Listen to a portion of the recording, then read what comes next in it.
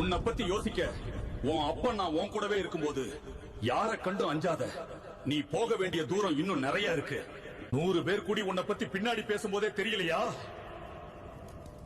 நீ அந்த 100 பேருக்கு முன்னாடி இருக்கனு.